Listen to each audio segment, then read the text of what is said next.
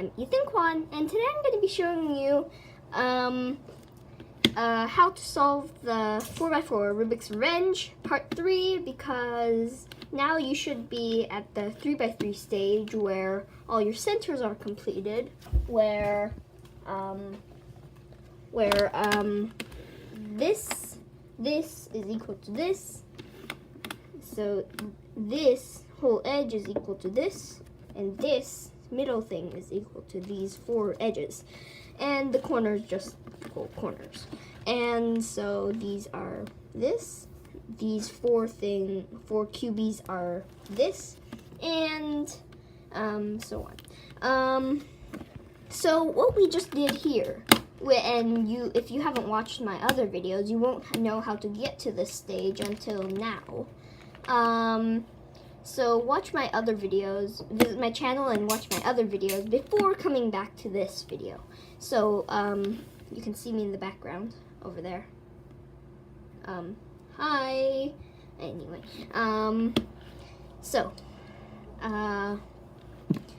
so what we do here is we're just gonna solve it basically like a 3x3. If you don't know how to do that, I'm gonna show you right now.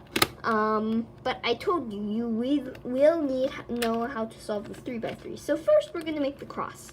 So as you can see here, it's like this and like this. I'm just gonna use my other tutorial, kind of skipping all of this.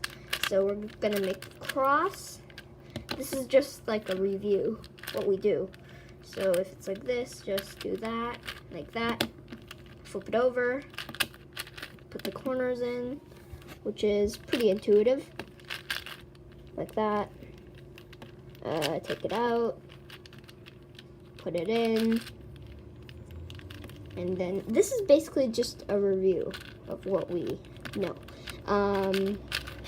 Put the corner in, last corner, here we go. Now put the other edges in, and you can slow this part down if you want, if it's too fast. Or this. Now put all the edges in, almost done. And when you get to this part, you might notice something strange with the top. When you look at the top, you're either expecting an L.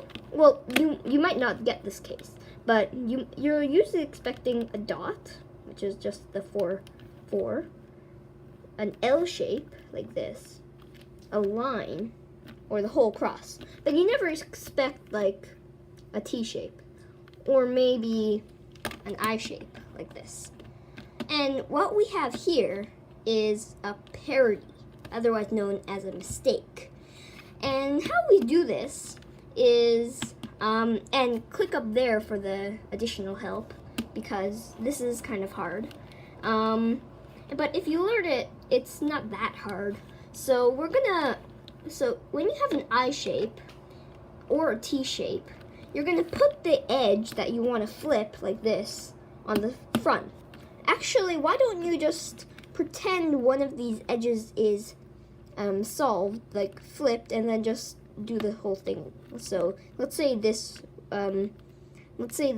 yellow-red edge is flipped. So we're just gonna pretend this is an L like that, and then F, U, R, U, R, F. Now we have the T shape, which is kind of,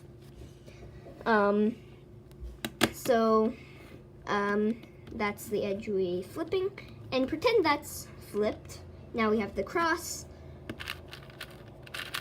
Do the algorithm for the cross that's flipped. So do that again. That's flipped, so do that again. This is flipped, so do the algorithm. And there you go. This is still flipped, so technically this is the yellow face solved. And then you just continue solving normally until the very end, which I'll show you.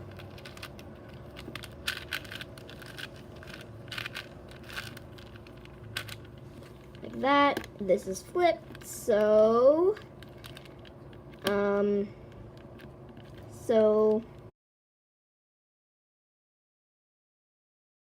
So at the end, you will get something like this, where everything else is solved, but except for this one edge here.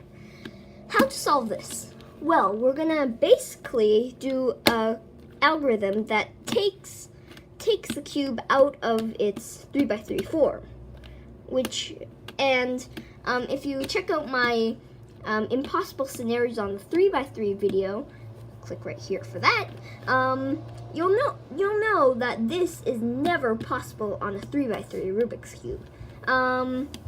But it is possible on a 4x4. And this, so it's not, so the rules are, it's basically the same thing as the 3x3, but instead of this whole edge flipped, it's only these two edges flipped. That's the reason for this parity. And how do we solve this?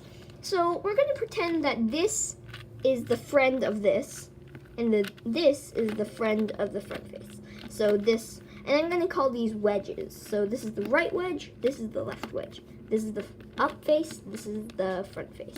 And as you can see, all of those change the front edge. Like that, like that, like that, and like that.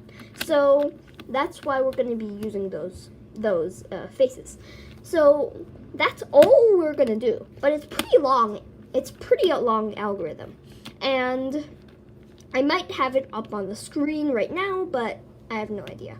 Probably yes, but still. So the algorithm goes, and the W stands for wedge. So this wedge and this wedge. So the algorithm goes like this. So we're going to pretend the right wedge is associated with the top face, and the left wedge is associated with the front face. So without further ado, let's go on with the algorithm. First, we're going to move it down, and since the right wedge is associated with the top face, we're going to move the top face twice. Now move the left down and turn the front twice because it's associated with the front twice. So bring it up, bring the left wedge up, and then turn the front twice again. Bring the right wedge up 2 times, and then turn the up face twice. Bring it up once, turn it 2 times, bring it down, turn it 2 times. Now we're at the finalizing steps, which is turning the front face twice, and then turning the right wedge, and then turning the front twice. And there you go. We have that solved. And there's another parity which I'm going to show you right now. So this is another parity. And the parity is that this edge and this edge is flipped. And there's another parity where this edge and this edge is flipped. I'll show you that in a moment. So this is PLL parity, or permuting last layer parity. This almost always happens. Well, if you don't get that other parity where it's one flipped, and that's called OLL parity, it's gonna be most likely PLL parity at the end. So we have everything else solved except for these 2 edges, which have to be flipped. And the algorithm goes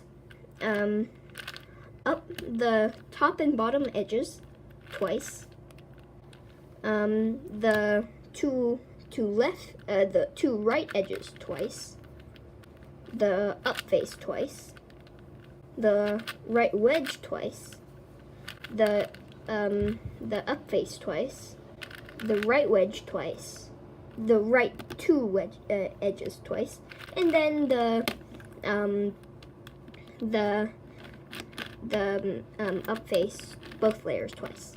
And there's that, and the other one is where 2 of them are flipped, which I'll show you now. So here it is. So these 2 are flipped, but everything else is solved.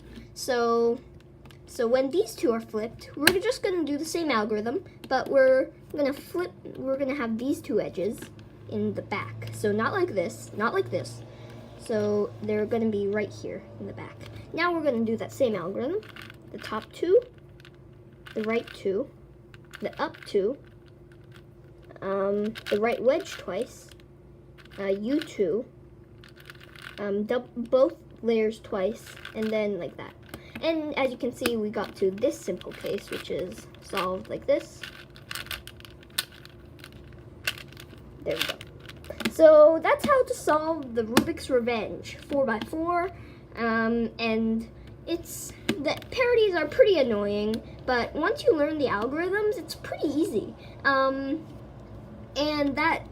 this method was from another video, I think. Who was it from? Someone that I used a lot for 4x4 and 5x5. I don't remember the name. Maybe I'll put it in the description below. But yeah. So that's how to solve the 4x4 Rubik's Revenge. See you at howtojosephathan.com, and see you next time. Bye.